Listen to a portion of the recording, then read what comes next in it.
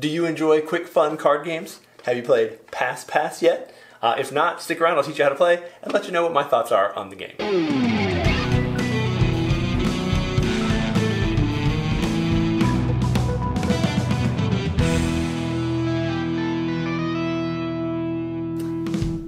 Hey gang, thanks for joining us at Tantrum House Studio 3. I'm Will Meadows. And I'm Sara Meadows. Today we're reviewing the game Pass Pass, which is a 3 to 6 player trick-taking game. We want to thank FunnyFox for providing this promo copy for us to take a look at. Let's take a look at how it's played.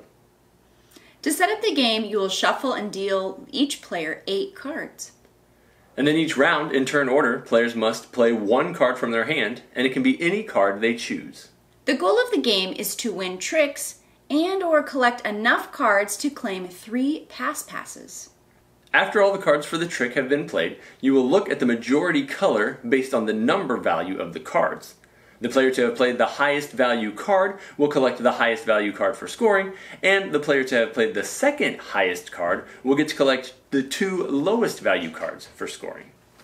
So what that means is, if somebody played, if there's 2 purples and a green, and the total of the purples is more than the green, then whoever played the highest purple will get to choose one of the cards to place in their scoring, and whoever played the second purple will get to the other 2 cards, or lowest cards if you're playing 4 players. Right, and it's interesting because that can change every single round. So if she could play a purple, he could play a green, I could play a blue, whichever card is the highest would go first.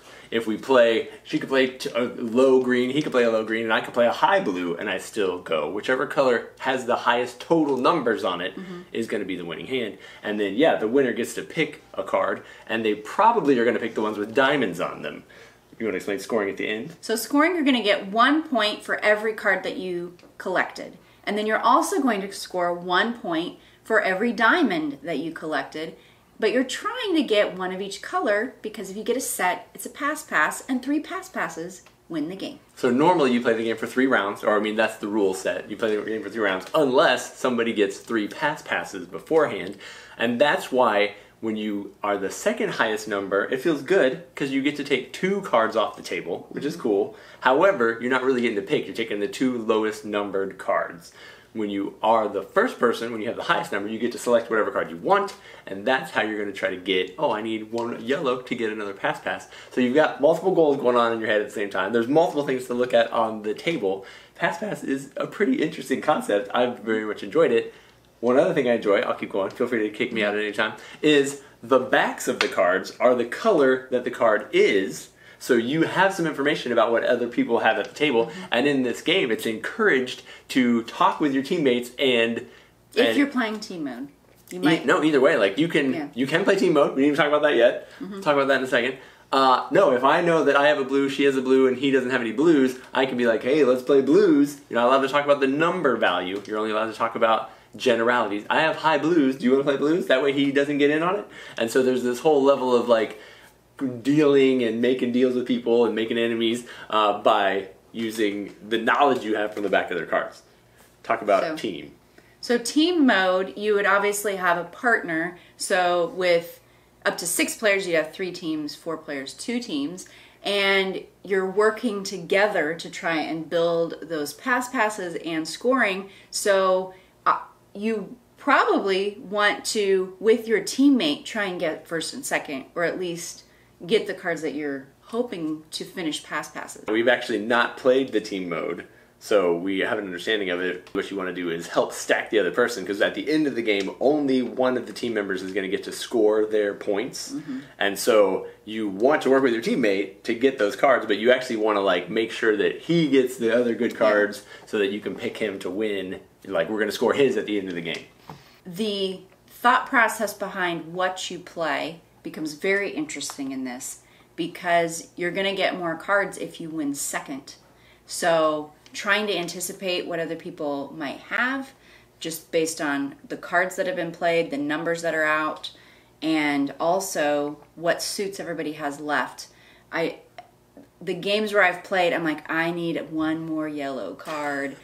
I really could get a couple cards on this trick, but I'm not going to get a Pass Pass if I don't save a high card so I can win one of the tricks that I'm waiting for one of the other players to play yellow because I already played all mine and I didn't win the trick. So there's a lot of nuance to the trick taking. Yeah.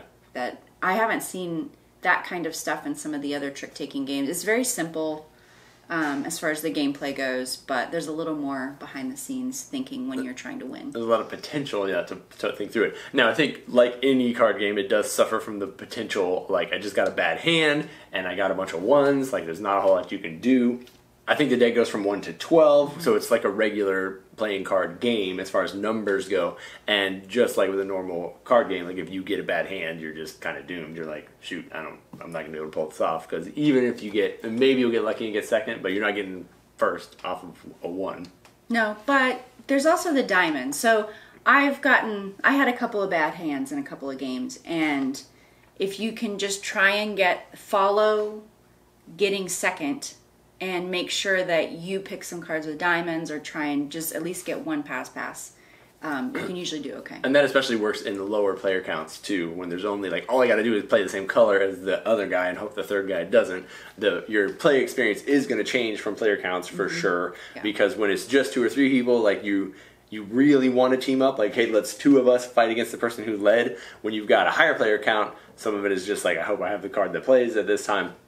But there's always the potential for that negotiation, and like, hey, 4 people have already played, and that's what's out on the table. You got a high green, I got a high green, let's go. And that's really the fun of this game, is being able to team up with a bunch of different people every single time you're playing it. And, you know, I'm teaming up with you on one turn and you on the next turn. There's not like I mean, there could be. You could play like, me and my wife are always going to work together, but you're going to be able to leverage the game a whole lot better if you actually have the discussion with the remaining players to your left or whatever, so that you can win the trick with your color. You can also play this without any of that table talk. So if you don't like negotiation, you don't have to do any of it. You can just try and win the tricks, and like a normal trick-taking game. Yeah, that's true. If you didn't, we have played with one group that was like very quiet. Like they didn't want to trade. They were just playing the card that made the most sense for them, and then you were like quietly having to analyze, okay, I see what card colors are left in their hand, now I'm going to play it. So yeah, lots of different play styles, lots of different... And you get to see what's already been played, because everybody has those cards out on the table. So you kind of can you can't really card count, but you can At a higher player count, you can, because you play a lot of the cards. By the end towards the end of the game, you can kind of deduce what's left,